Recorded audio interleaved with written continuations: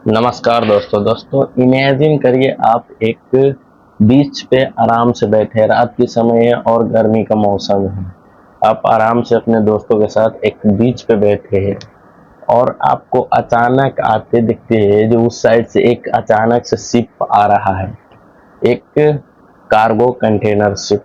और ना ही तो वो रूट किसी शिप का है और ना ही उधर कोई शिप सब आता जाता रहता है। एक ये मामूली सा बीच है, उस पे आप बैठे हो और अचानक से देखते हो, तो वो उस टाइम में आपका रिएक्शन कैसे होने वाला है, कैसे आप उस चीज को अचानक या कोई मिस्टीरियस तरीका से आया है, ये सब लगेगा आप लोगों को। तो जानते हैं आज की इस वीडियो में ये पूरी गहराई के बाद। साल 2011 में कुछ लोग अपने दोस्तों के साथ तो कुछ लोग अपने फैमिली के साथ बैठे थे एक मुंबई के जुहू बीच पे। अचानक से सामने से आते दिखते हैं एक कार्गो शिप। उसमें ना ही तो कोई लोग था और ना ही कुछ आदमी। मतलब कई कहानियों में ऐसे बताया गया है, बट उसमें लोग था, ऐसा नहीं जो लोग नहीं था। अब ये शिप अचानक से क्यों आया, क्योंकि वो शिप श्रीलंका से गुजरात की पोर्ट पे जा रहे थे अपने कंटेनर सब लेके। अब अचानक से कुछ मानसून मतलब वेदर खराब होने के कारण से ये शिप अचानक से उसका कनेक्शन टूट जाता है, उसका रूट भटक जाता है। तो ये जाकर मुंबई के जुहू बीच पे 2011 जून में पहुंच जाता है। सब आदमी सबका टूरिस्ट अट्रैक्शन बन गया था वो चीज, है ना। ये अचानक से क्यों आ गया रातों रात, पूरा सोशल मीडिया और सभी पे। आज से 14 साल पहले की बात है ये। पूरा सोशल मीडिया पे सबसे सब पर आ गया, है ना।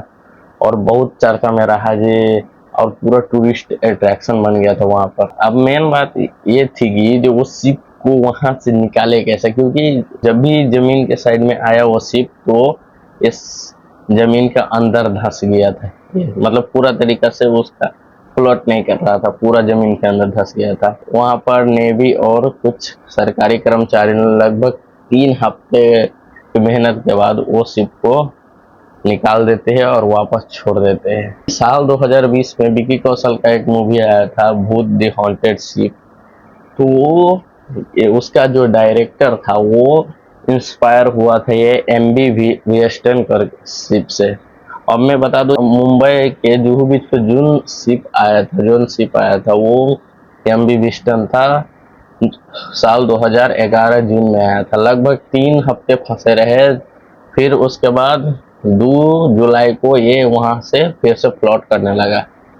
मिसकम्युनिकेशन के कारण से ये वहां पर पुंग गया था। वो इंस्पायर तो हुआ है एमबी वेस्टर्न से, बट जिस स्टोरी को उठाया है वो स्टोरी 1975 का सीवर्ड नाम करके एक कार्गो शिप था, उससे उठाया है। अमेरिका का एक पोर्ट पे रखा था। अचानक से क्या होता है, ये बहुत साल से वहां पर रखा था, तो ये फिर से रिपेयर हुआ, बना उना। अब सब आदमी सबको जितना भी उसका कैप्टन रहता है और क्रू मेंबर सब रहता है, जितना सारा आदमी सब था जो उस शिप में गया, और ये शिप अचानक से कहाँ जाकर खो गया किसी को कुछ नहीं मालूम चला। किसी को कोई कुछ मालूम नहीं चला अचानक से कहाँ गया।